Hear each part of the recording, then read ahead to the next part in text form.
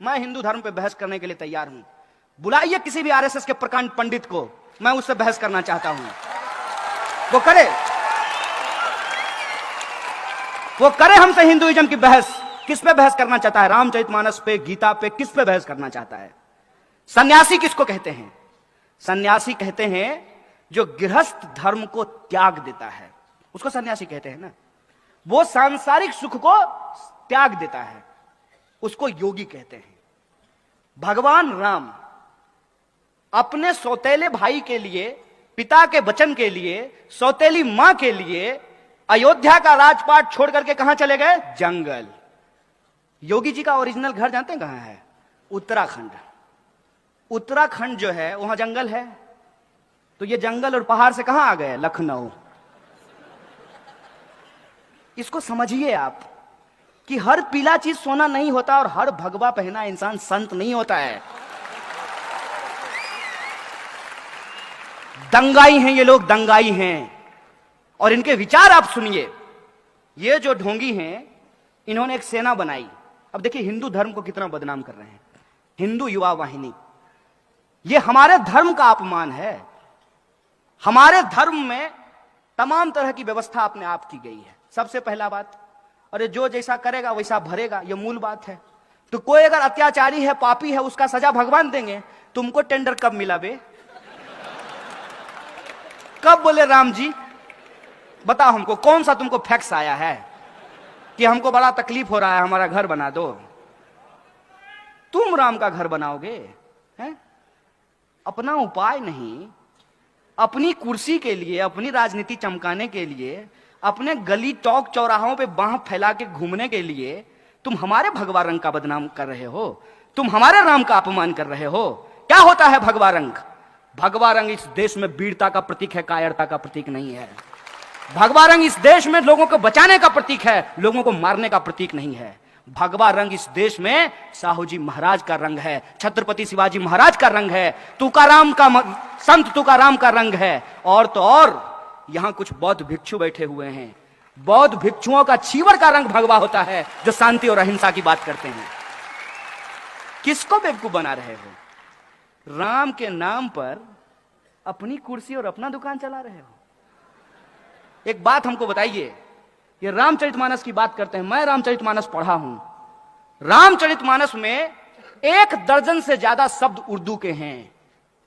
गरीब नवाज शब्द रामचरितमानस में लिखा हुआ है। और उर्दू जो है वो हिंदुस्तान की भाषा है, वो अरब की भाषा नहीं है। हिंदुस्तान में ही उर्दू बोली जाती है। रामचरितमानस जो है उसमें एक पंक्ति लिखी हुई है तुलसीदास की। हालांकि तुलसीदास ने कुछ गलत बात भी लिखा है, जिसका हम खुले तौर पे जो है समर्थन नहीं करते हैं, विरोध करते हैं उसका। रामचरितमानस में लिखा है, रावण रथी विरथी रघुवीरा। रावण रथ पर है और भगवान श्री राम पैदल चल रहे हैं। अभी बंगाल के हाई कोर्ट से रथ यात्रा निकालने का परमिशन किसको मिला है?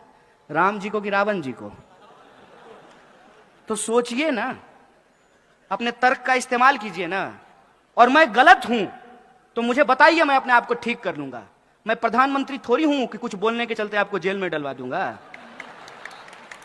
आपको सुनकर के आश्चर्य होगा, मोदी जी एक बार एक राज्य के दौरे पे गए। एक डीएम जो है वो चश्मा लगा करके उनके सामने खड़ा था। भूल गए होंगे आप लोग, अरे रोज नई नई घटना घटती है, कितना याद रखेंगे। चश्मा लगा करके खड़ा था छत्तीसगढ़ में। उस डीएम को सस्पेंड कर दिया गया। बिग बॉस के सामने तुम चश्मा लगा लोगे? अब आप सोच के देखिए।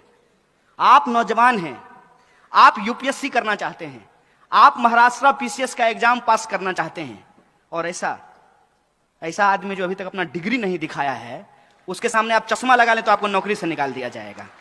आप ऐसा भारत चाहते हैं क्या? हमने ऐसे भारत की कल्पना की थी क्या? लोगों ने 2014 में मोदी जी को इसी बात के लिए वोट दे दिया था।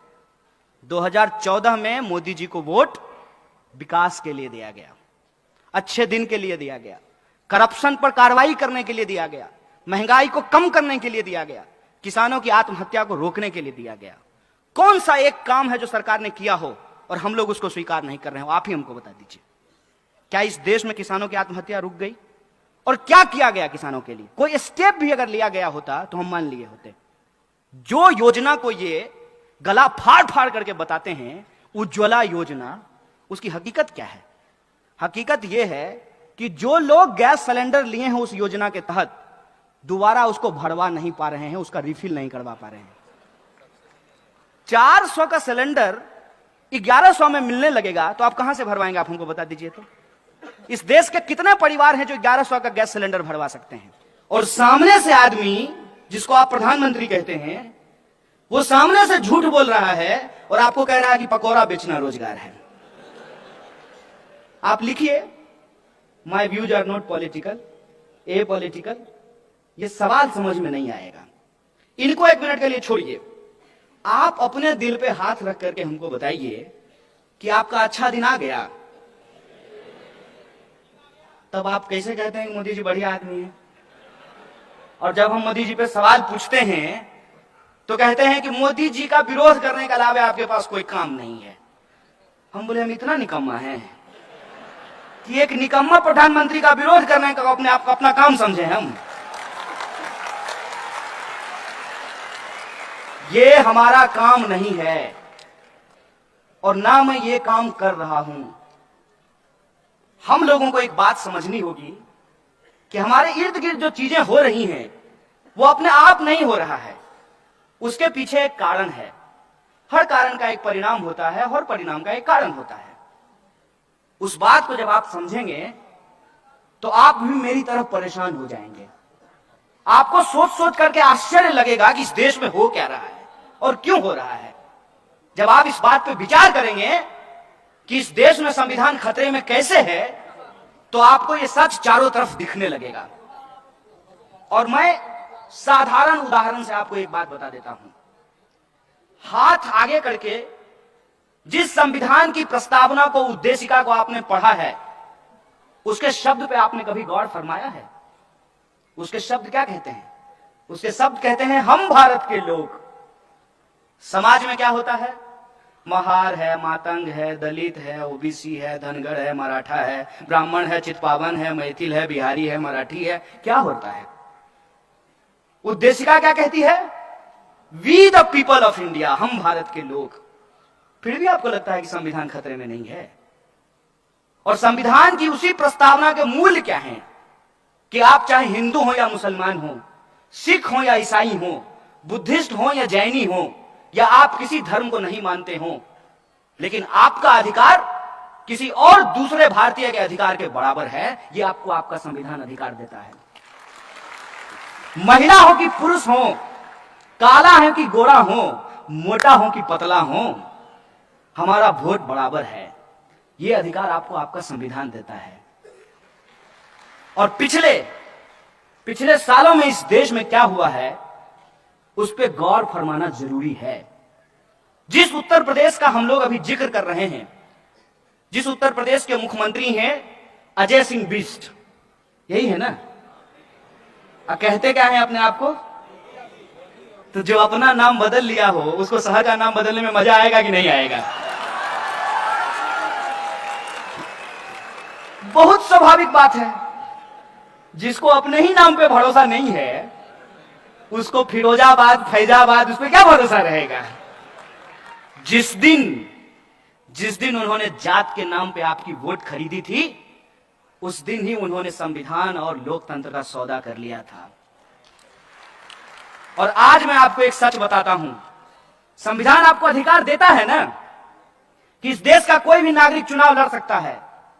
संविधान आपको यह अधिकार देता है ना कि अंबानी के बेटा का वोट और एक जूता सिलने वाले इंसान के बेटे का वोट बराबर होगा। यह संविधान आपको हक देता है कि नहीं देता है? क्या एक जूता सिलने वाला का बेटा चुनाव लड़ सकता है? वार्ड पार्षदी का चुनाव लड़के दिखा दीजिए हमको। नॉमिनेशन फॉर्म लेने जाइएगा ना, यही लोकतंत्र के रक्षक सब आपका पैर तोड़ देंगे। यह है लोकतंत्र की स्थिति। और फिर भी कहते हैं कि हमारा देश और संविधान खतरे में नहीं है।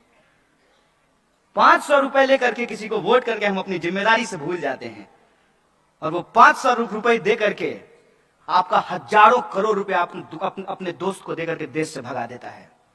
अभी भी कुछ लोग जनधन योजना में जाकर के खाता चेक करते हैं 15 लाख आया कि नहीं आया। ए भाई साहब, अरे आपके नल में पानी नहीं आता है, आपके अच्छे दिन कहां से आएंगे? आपके पड़ोस में साफ सफाई नहीं होती है, आपके खाते में 15 लाख रुपए कहां से आएंगे? फिर भी एक सपना था, पहली पहली बार मुदिए, दिल गया हार मुदिए। होता है, कोई चीज अगर आपके सामने इस तरह से बेची जाएगी तो आप खरीद ही लेंगे।